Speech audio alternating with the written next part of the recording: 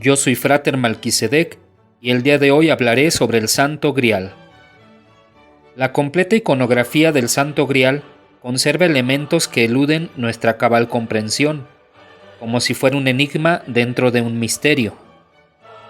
A veces parece que se aleja cuanto más se acercan el investigador, el visionario o el simple curioso.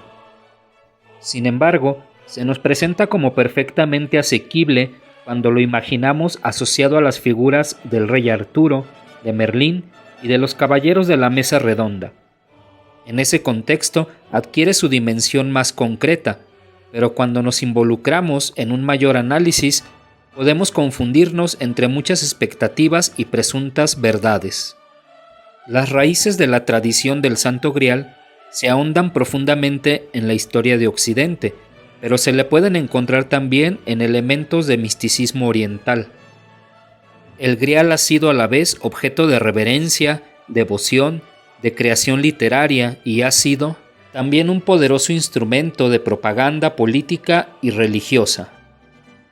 Pareciera como si el Grial tuviera cualidades de espejo para reflejar a la gente y a los sistemas de creencias que lo han incorporado en su visión del mundo. La complejidad de sus orígenes es complementada por su extraordinaria duración como metáfora de la búsqueda, de la realización y a veces en un sentido doloroso como símbolo de un fracaso trascendente. El desarrollo del mito del Grial es una forma narrativa que alude a los sueños y las ambiciones de la humanidad, a sus triunfos, obsesiones y más oscuras formas de crueldad. El Grial no pertenece únicamente al pasado, no es una pieza de anticuario. Su espíritu está vivo y actuante en el mundo moderno. Tal como lo conocemos ahora, el Grial fue instrumentado y cristalizado por el poeta francés Chrétien de Troyes, de la región de Champagne, quien trabajó en ello entre 1170 y 1190, escribiendo una serie de pasajes poemáticos en lengua romance, que serían la base de las historias británicas del rey Arturo. La inmensa popularidad de Arturo en el periodo medieval se confirma por el hecho de que una figura tan importante como Ricardo Corazón de León bautizó su espada como Excalibur, lo que pudiera haber sido un acto de vanidad, pero también podría significar una profunda identificación con los valores que representa la figura de Arturo. Nadie podría hacerlo. Lo que sí es cierto es que estas historias siempre han tenido la categoría de mitos, y ya desde sus orígenes eran bien conocidas en todos los niveles de la sociedad.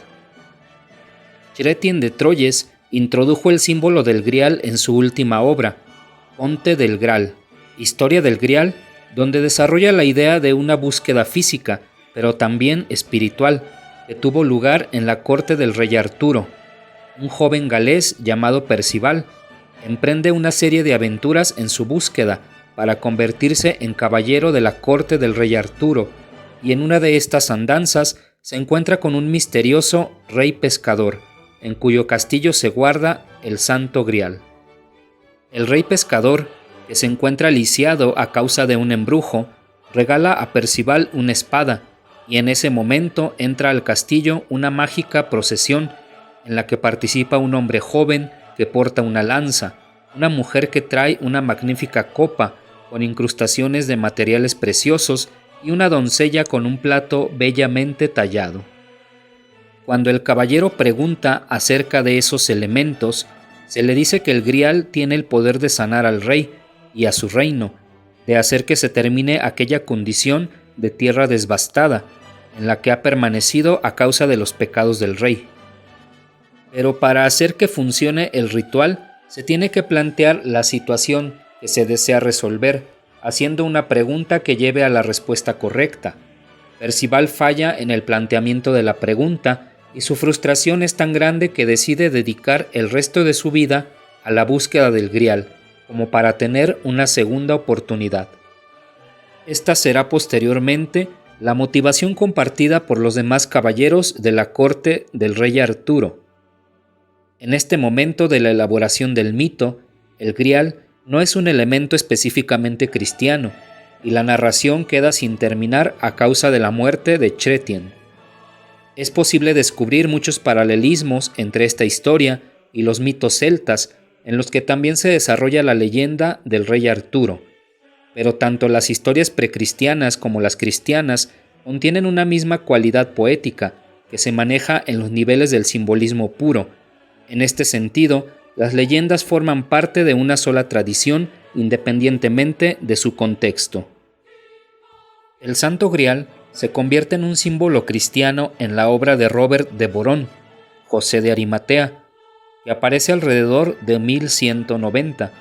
Es aquí donde se le describe como una copa que se utilizó en la Última Cena, que es la misma en la que José de Arimatea recibió la sangre de Cristo.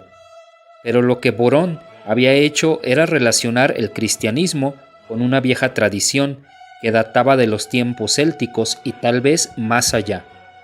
Este cuerpo literario, que se ha llamado la interpretación británica, combina la mitología celta y los relatos de Arturo con el Grial, marcando un hito en el desarrollo del cristianismo, no solo en Gran Bretaña, sino en toda Europa.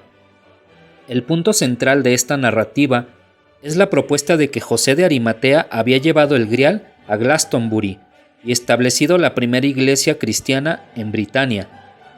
Es entonces cuando el Grial se convierte en un icono fundamental del cristianismo céltico, permitiendo la fusión de las creencias paganas con la nueva religión proveniente de Medio Oriente. En la mitología celta, el Grial comparte su poder con otros vasos mágicos, como el misterioso caldero, que aparece en muchas historias, tales como las desventuras de Anún, colectadas en una antología llamada Mabinogion. Es significativo señalar que este caldero puede regresar la vida a los muertos y es fuente inagotable de alimento, propiedades que habrán de ser atribuidas más tarde al Santo Grial. Los vasos sagrados, tales como la copa de Dionisio en Grecia, que otorga la inspiración, o la olla de Dagda, un antiguo dios irlandés, que tenía esta olla de plenitud, un símbolo que puede encontrarse en muchas religiones y culturas del mundo. Las ollas, calderos o vasos son también motivos centrales de las creencias chamánicas, y los rituales que se les asocian, como la imagen del caldero de Gunderstrup de Dinamarca, que data del siglo I o II a.C., en el que aparece un dios astado, rodeado por animales, lo que se ha interpretado como la figura de un chamán en comunicación con los espíritus de la naturaleza. En muchas culturas chamánicas se pretende obtener habilidades sobrenaturales por medio de brebajes que generalmente incluyen plantas alucinógenas, lo que hace que la figura del caldero sea al mismo tiempo una referencia práctica y simbólica. El caldero de Gunderstrup también contiene imágenes de guerreros muertos, que al parecer se encuentran a la espera de ser resucitados por el dios cornudo, llamado Cernunnos. El tema del renacimiento es fundamental tanto en los rituales paganos como en los cristianos, y generalmente se asocia con la imagen del caldero, pues en él se introduce la cabeza del muerto que se ha de revivir. Durante la Edad Media, el Grial se asoció principalmente con los cátaros y los templarios. Ambos grupos eran cristianos de origen, pero crearon ideologías disidentes a partir de sistemas de creencias heréticos, como las enseñanzas de los gnósticos, además de los elementos que tomaron de corrientes religiosas del Oriente. Muchas historias relacionan a los cátaros con el Grial, y se dice que los templarios eran sus guardianes. Ambas corrientes sufrieron violenta persecución por parte de la Iglesia Católica, y a partir de ahí se fueron desarrollando muchas leyendas acerca de su vinculación con el Grial. Algunas tradiciones afirmaban que el Grial era el contenedor del Santo Sudario, del que fueron custodios los templarios, por lo menos durante un periodo, pero el Santo Grial, propiamente dicho, representaría la línea de sangre, esto es, la descendencia directa de Cristo. En este particular tema se ha centrado el interés en la capilla de Roslin, en Escocia, en donde algunos creen que los templarios escondieron el Grial al ser perseguidos en Europa. En 1207, Wolfram von Eschenbach escribió un libro llamado Parzival, en el que se dice que el Grial toma la forma de una piedra y no de la tradicional copa. Su versión de la historia del Grial contiene influencias orientales e incorpora muchas de las ideas básicas de la alquimia. Los reflejos de los encuentros culturales que se produjeron principalmente en tiempos de las cruzadas dio origen a una especie de polinización cruzada de ideas que se gestaron en medio de la guerra religiosa. Durante los siglos XVIII y XIX, renació el interés por estudiar el período medieval y la búsqueda del Grial, que es el tema básico de las historias del rey Arturo. El Santo Grial es una poderosa imagen en la mente moderna, y su continua evolución es una prueba de su extraordinaria flexibilidad como símbolo.